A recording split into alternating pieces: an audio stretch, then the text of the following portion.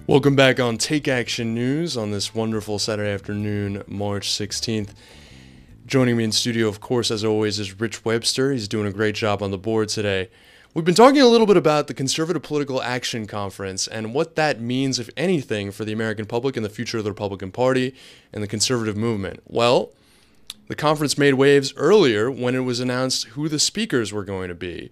Not on the list, Governor of New Jersey, Chris Christie. Also not on the list, many other top leaders of the top up-and-coming leaders of the Republican Party, as well as gay groups like Go Proud. However, people that were included Donald Trump. Trump always having controversial remarks, and this was no exception. And he spoke about immigration reform, saying that giving immigrants a path to citizenship who were illegal would not actually help the Republican Party, even if it was the right thing to do. Here's what he said about that. Now, this is a hard one, because when it comes to immigration, you know that the 11 million illegals, even if given the right to vote, you're going to have to do what's right. But the fact is, 11 million people will be voting Democratic.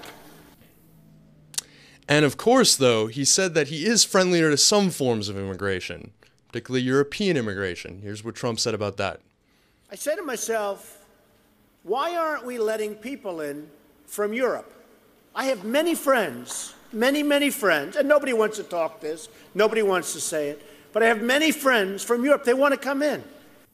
Yeah, nobody wants to say it because it's racist, idiot. I mean, Donald Trump is just basically a blatant racist. He has been a racist since he launched this whole campaign questioning President Obama's birthplace, the entire birther movement. Then he said, I'll give you $5 million if you show me your college transcript now that I've lost any credibility on the birth certificate thing. Well, that's basically saying to the President of the United States, you don't deserve where you got to be because of affirmative action. Now he shows up at CPAC, he's like, listen, guys, I know the Republican Party has to make some changes. You might even have to do what's right with those 11 million illegals. They're not people, they're illegals. Not even illegal aliens, they're just illegals. But don't expect to benefit from it politically. It's actually going to suck for you. It's terrible. It's painful. We have to let all these Mexicans in. Oh, God. We'll have to do what's right, like letting people who have been here and came here and wanted to work, but maybe didn't have the resources to come here legally in, and they wash our dishes, they mow our lawns, and we'll make them wait 13 years to get citizenship, but we'll have to do what's right. It's like pulling a Band-Aid off, but it's going to be terrible because they're going to hate us because we've been mean to them and racist to them all these years, and that's just we're going to have to deal with that. They're going to be permanent Democratic voters. But don't worry, because we can bring some white people in. Fear not the brown masses, the brown Spanish-speaking masses. We're going to get some good Nordic, Germanic blood, the strong race, the Übermenschen.